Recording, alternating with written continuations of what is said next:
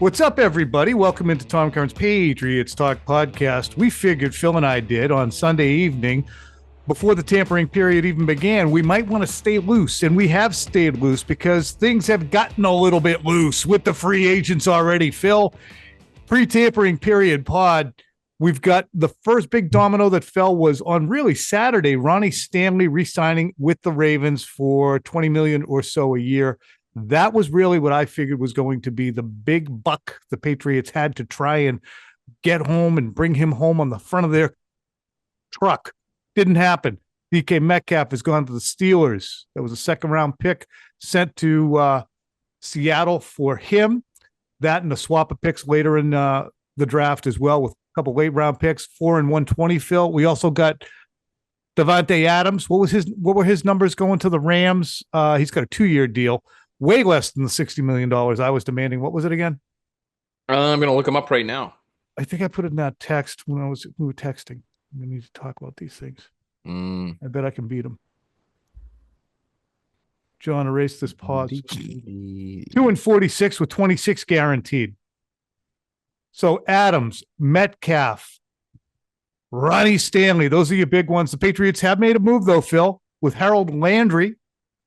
He's going to get $26 million guaranteed. We'll find out exactly how long the stint is for his. And also Austin Hooper coming back as a tight end. Phil, your thoughts on, well, let's start with Landry. What did they add?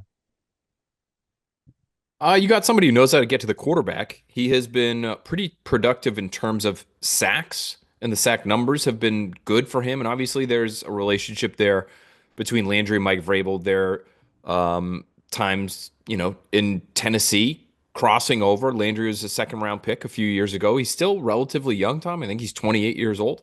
So you're hoping you still get a little bit of juice there as a pass rusher, and maybe somebody who can play early downs. I just know from talking to people who watched him closely this past year, he was pretty undersized even for what he's listed at. I think he's listed right around 250, and I was told he played somewhere in the 230s this past year, which is extremely light on the edge, almost Josh Uche light on the edge. And the reputation he had this past season in Tennessee was that the engine ran a little hot and cold. So maybe a reunion with Vrabel will sort of get him back to what he was a few years ago in Tennessee before he signed a big contract there. Hooper was kind of a fait accompli. I thought he was a very productive player for them last year. He seemed to like his experience here. I think he likes Hunter Henry. Certainly, I think that he's a pretty good example of an offensive player who said, I've seen Drake May. I'd like to stick around with this guy. I got towards the end of the year to talk to him a few times in the locker room, and I kind of wished I had talked to him earlier.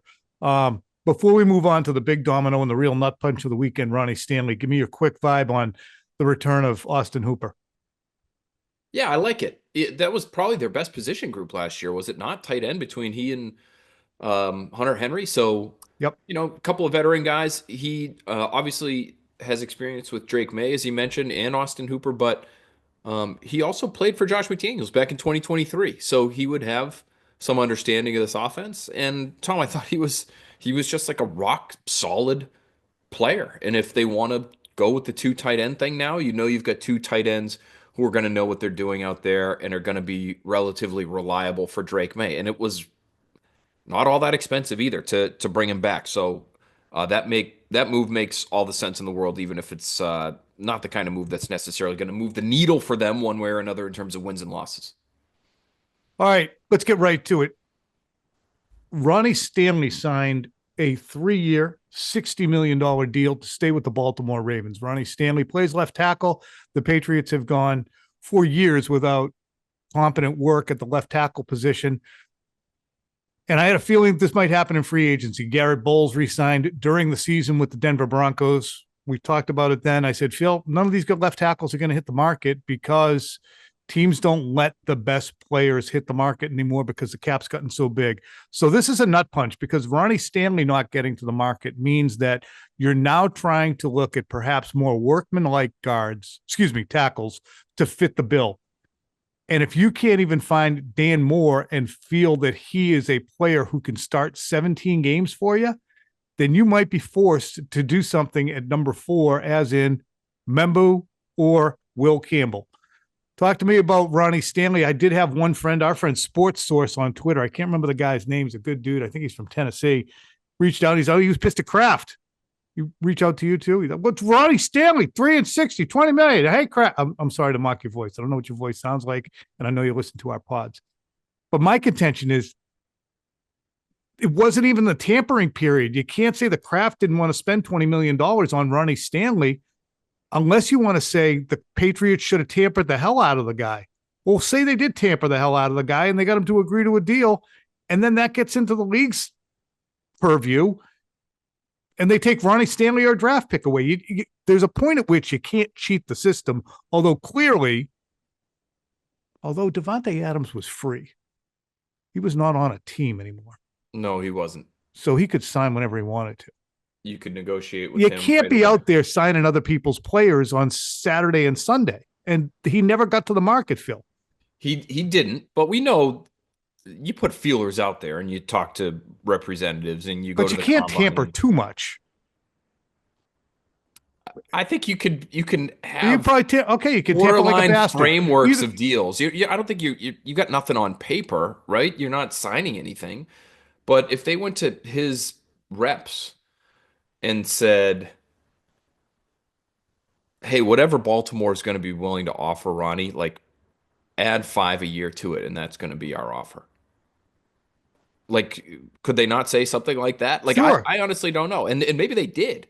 And maybe Ronnie Stanley's looking at it and saying, listen, $20 million per year for a guy my age who's had my injury history, that's pretty good. That's about market value. Garrett Bowles just signed for about that.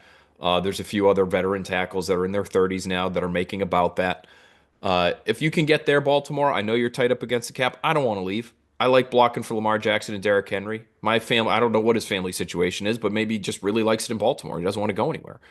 So if they could get to that number, that was going to be the number for him. And maybe the Ravens went to him and said, hey, Ronnie, $20 million a year for 3 years, take it or leave it, bud.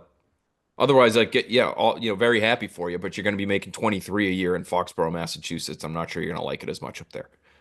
And that's the bottom line, is because we're going to spend a shit ton of time tomorrow, I guarantee you, whether it be on radio, television, and you guys are going to listen to it all day long, saying the Patriots are cheap, they didn't ante up. You can't force people at the point of a bayonet to come to your team. I mean, if they don't hit free agency, you can't necessarily coerce them if they don't want to come. It is still America. It's America, right, Phil? This here is America still.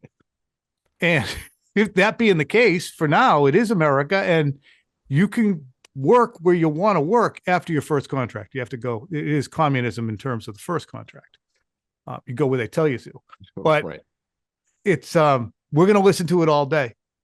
But this is not, for people who've been paying attention and are realistic about it, this free agent period is not going to be surprising for people who've been listening to this pod faithfully and paying attention to the landscape.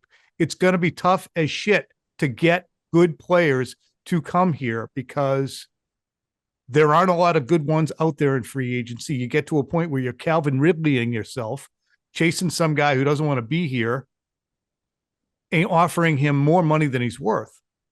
So the Patriots have to hope that some guys can bite on the money and that they can be enticed.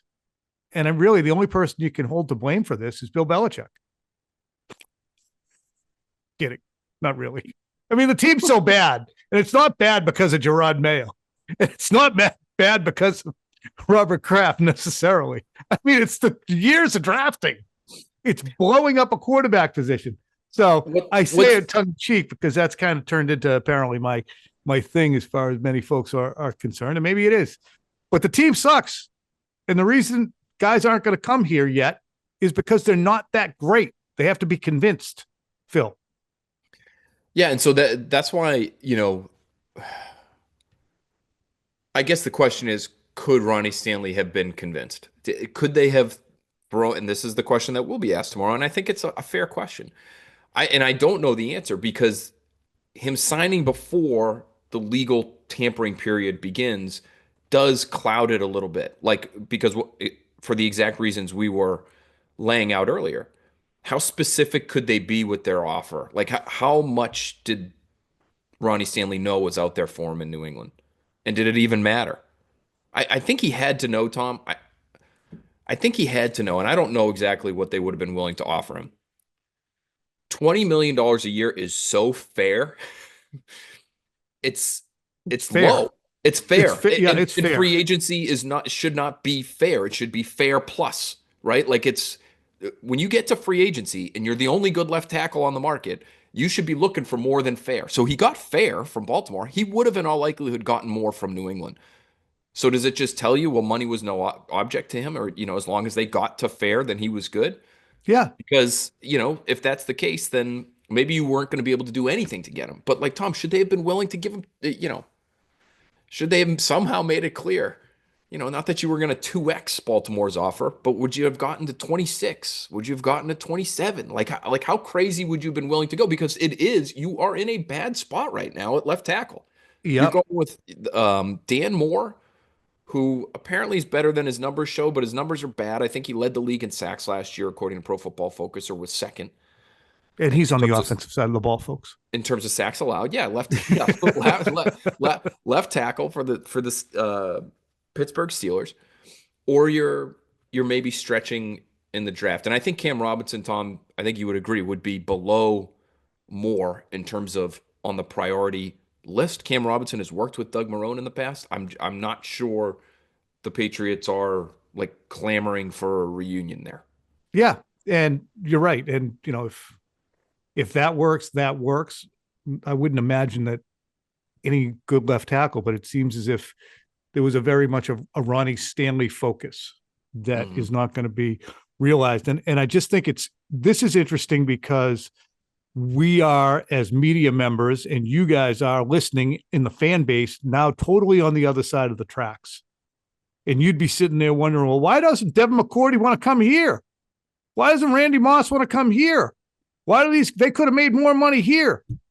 And if you were with the Ravens or the Eagles or watching back in the day, Patriots players hit the market, then go back where they were after listening to pitches. And the reason being, those teams had better situations. And that's why for the Patriots, they just have to start winning. And there are no shortcuts, really, which is what they tell us all the time. And it's a fact. It's hokey, it's corny, it's trite, but it's a fact. There are no shortcuts. You can't free agent your way to great success if you don't have a core bunch of players who developed well enough. And that core bunch is only going to develop if you did a good job drafting. So now you have to boom, boom, boom, boom, boom. Every season, build, build, build, build, build. And last year, apparently, to me, aside from Drake May, was another flushed season in the draft. So it's hard. Can you get Chris Godwin? We'll see. But let's get to the wide receiver news that's at hand. I think we'll also talk more left tackle as the day goes along if we have to reconvene tomorrow and do another pod. Certainly puts Will Campbell and Membu more in the Patriots' sights at the left tackle position. But let's talk wide receiver. I wasn't really thinking Davante Adams or DK Metcalf were New England bound to begin with. That will cause a no from a lot of people in the fan base because of where they've gone. And certainly the lower price paid for DK Metcalf by the Steelers, a second round pick and a swap of late round picks, and you're giving him $120 million, basically a $30 million a year deal, Phil.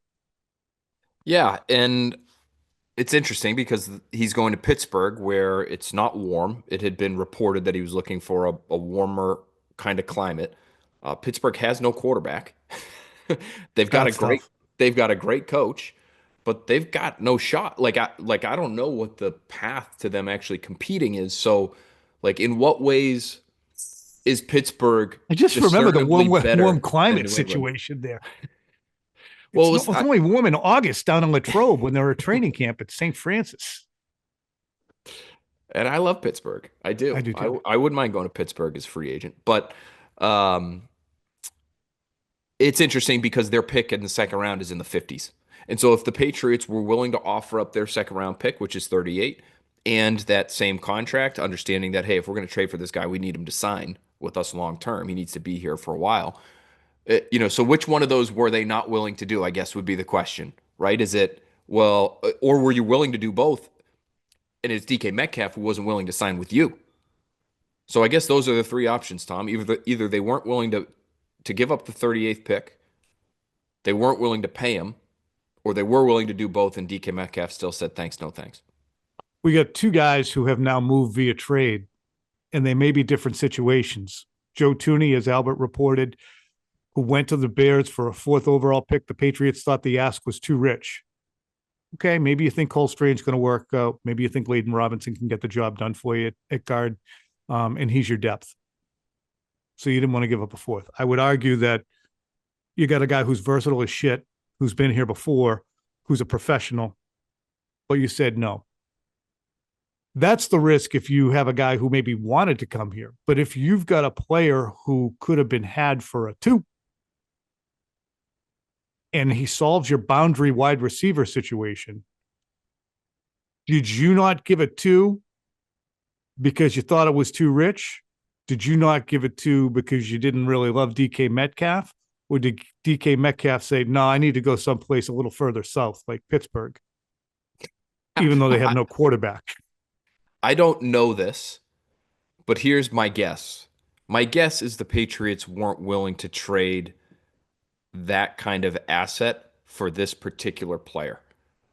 I think the Patriots, Tom, are going to be really focused, and I'm not sure fans are going to want to hear this right now, because I think where Patriots fans are at this present moment is get us all the talent you can by any means necessary. I don't care who they are or where they come from, but you need to get them here and get them here now, because I need a product that is a lot more watchable in September.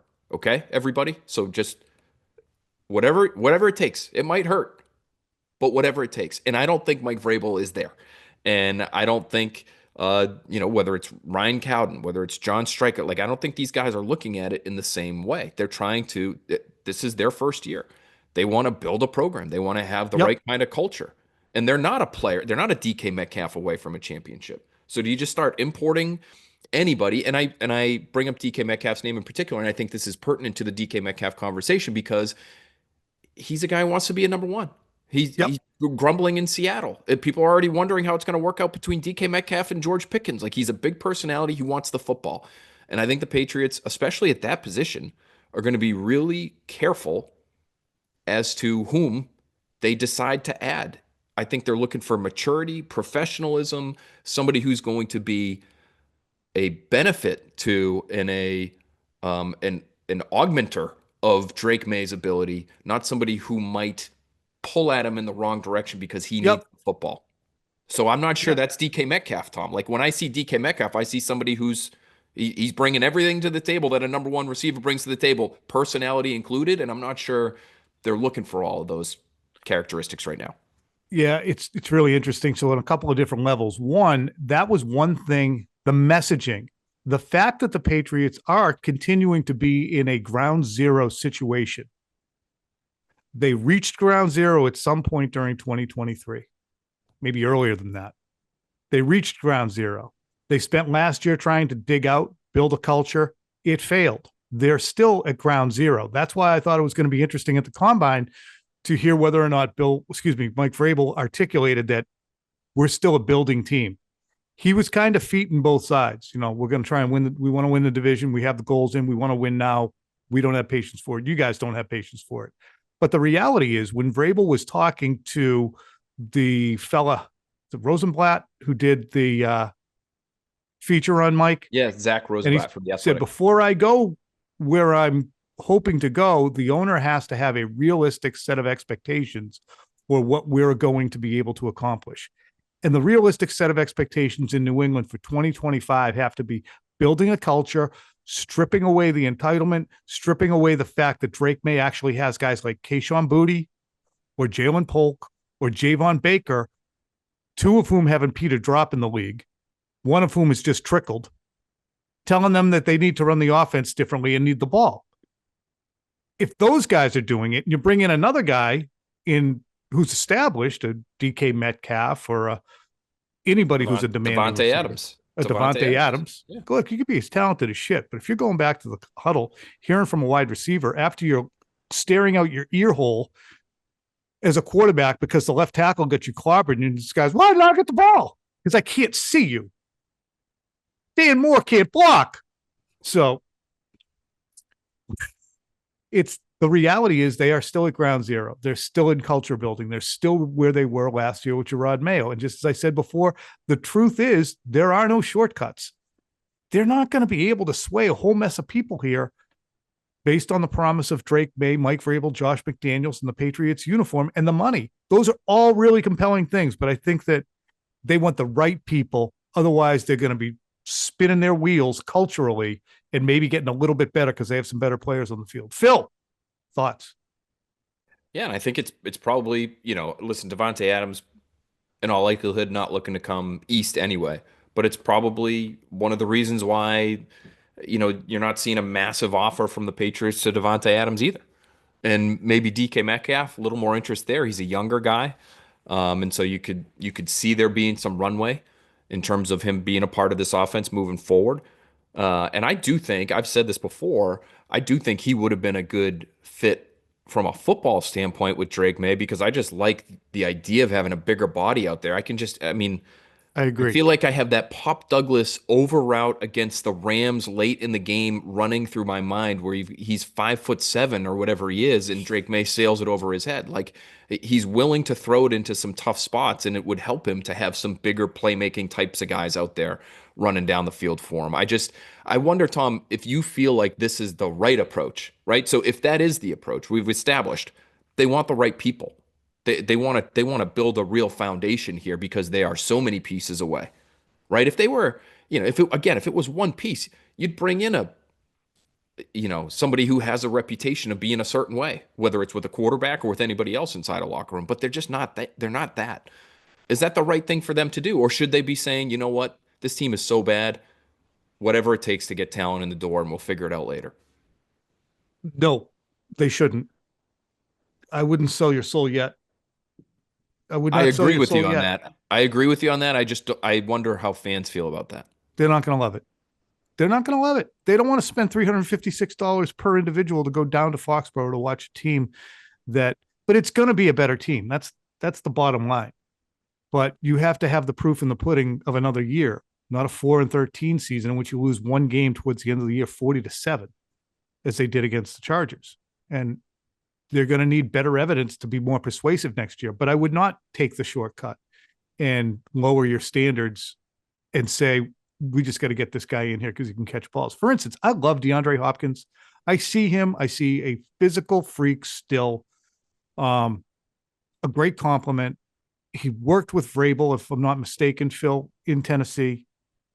You can probably have him for reasonable money. Can you entice him to come from Kansas City to here? And if you can, then do you want the total package of DeAndre Hopkins in your locker room?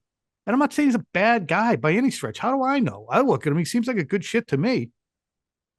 But if he likes to take practices off and is more of a game day guy, does Jalen Polk need to watch that from a mentor? I mean, so that's what you're in a situation where that particular line of work requires or just seems to have a lot of guys who want to do it their own way. And you can't have guys who want to do it their own way on a building team. So it's probably Phil, Jacoby Myers, and Chris Godwin or bust. I really do believe the Jacoby Myers thing is not a horrible idea. Again, I've been spouting it just for the hell of it. And the more I think about it, the more sense it makes. $10 million left on the final year of his deal in Seattle. Good player still. The Patriots can send some collateral over there to the Seahawks, who just probably coughed something up to get Geno, didn't they? The Raiders, you mean? Yeah. Excuse me. The Raiders traded with Seattle to get Yes. Geno to reunite with Pete Carroll. They're probably going to try and bring in old Tyler Lockett. So go ahead, Right. get your Yeah, guy if out they there. do. Yeah, and Golf glove. look at you. Somebody's been putting in work. Um, that thing has seen at least 1,000 swings. Thanks. Oy. Yeah, when I had an AFC executive, Tom, raise the possibility of the Patriots being interested in Jacoby Myers via trade, I was a little mad at myself for not thinking of it first. I thought of it But first. it kind of surprised me. No, you didn't. No. Who did?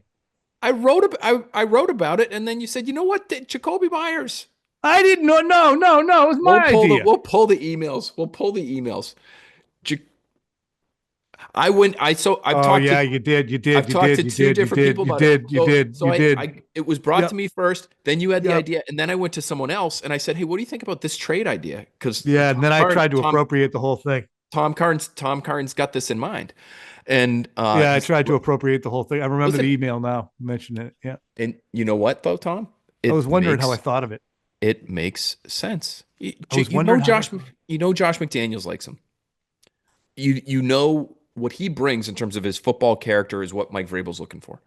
To me, the only question is he available? So do they make that kind of trade for Tyler Lockett or somebody else that suddenly makes Jacoby Myers someone that they could give away in a deal? Because it looks like they're going to try to win some football games. You don't trade for Yeah. Geno Smith and start trading away guys that can actually play for you. So Jacoby Myers, we'll see on that one. But this whole storyline of Me coming up with foundation, it.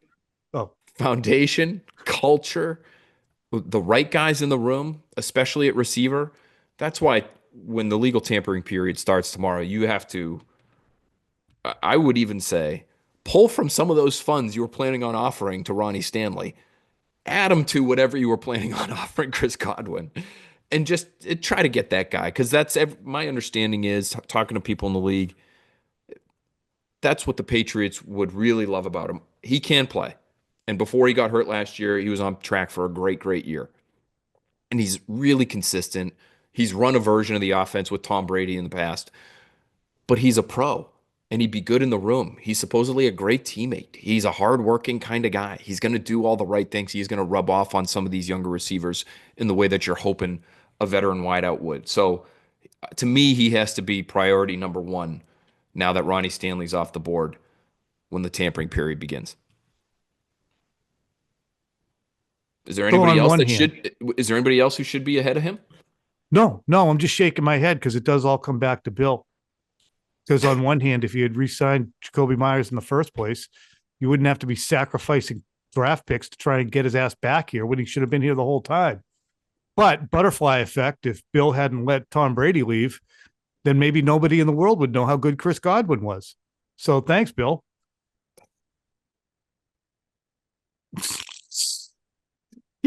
He would have been okay. He's Yeah. doing great with Baker Mayfield and whoever else they've had behind center there. Jameis Winston for a All time. right. So that's been your pre-tampering period podcast. Thank you to the Skull Crusher for scrambling on a Sunday evening to get this together for us. I'm sure we're going to be checking in plenty tomorrow. Yeah. I have my linebackers preview, my defensive line preview both popped. You can get some intel in there about who's on the roster still. Good players at both those positions, by the way, in free agency. I know some of them have been signed, but Milton Williams still floating around out there. A couple good linebackers out there.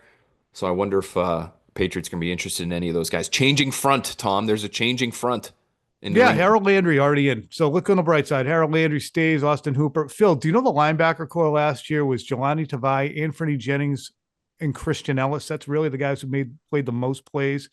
Taki also did too. And then Juwan Bentley. So you really have four linebackers coming on back. Jennings actually, by the over the cap valuation, Mm.